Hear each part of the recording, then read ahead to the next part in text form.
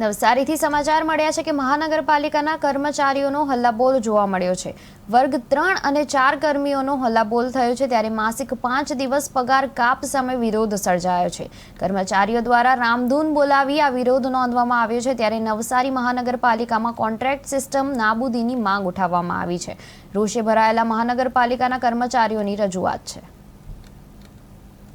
અને જ્યારે પણ મહેકમ આવશે અને એ જ કર્મચારીએ ફરીથી એપ્લાય કરી અને ભરતી થવું તો એના 22-25 વર્ષની જે નોકરી છે, એને જે આ સંસ્થાની જે સેવા કરી છે એ બધા પાણીમાં વેરફાય છે। અને એને જોયેલા સપના જે વર્ષો પહેલા જ્યારે સેવામાં આવ્યો ત્યારે એના સપના જોયેલા હતા કે ભાઈ 2-5 વર્ષે પણ હું કાયમી થઈશ તો મારા પરિવારનું અને મારા બાળકોનું ભવિષ્ય સુધરશે। એ આશાએ એને 22-25 વર્ષ સુધી સેવા કરી અને મારા સંપર્ક માટે એવા લોકો છે જેમના છેલ્લા 40 વર્ષની નોકરી પૂરી થઈ અને એ રોજમદાર તરીકે નિવૃત્ત થયા, તો એમને કોઈ પણ સરકારી લાભ મળ્યો નથી। પણ હવે જે કર્મચારી છે એમને લાભ મળવો જોઈએ।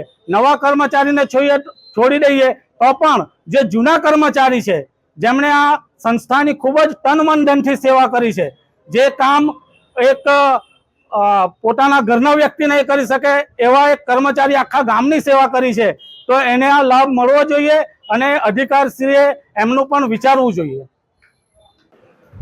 જી સર, હાલ કર્મચારીઓ દ્વારા રજૂઆત કરવામાં આવી।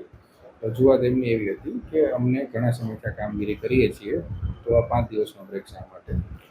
નગરપાલિકામાંથી કોર્પોરેશન બની ત્યારથી જુદા જુદા કર્મચારીઓ જુદા જુદા પગાર ધોરણ અને જુદી જુદી પદ્ધતિથી કામ કરતા હતા, જેમાં ટાઈમ સ્કેલ લઈને કરાર, રોજમદાર, અલગ અલગ પદ્ધતિથી કોન્ટ્રાક્ચ્યુઅલ બેઝ ઉપર લાગેલા હતા, જેને યુનિફોર્મિટી લાવવા માટે હાલ બધાને રોજમદાર તરીકે અને બધાના કરાર સમાપ્ત કરીને રોજમદાર આધારિત એક પરિપત્ર કરવામાં આવ્યો હતો અને બધાને રોજમદાર તરીકે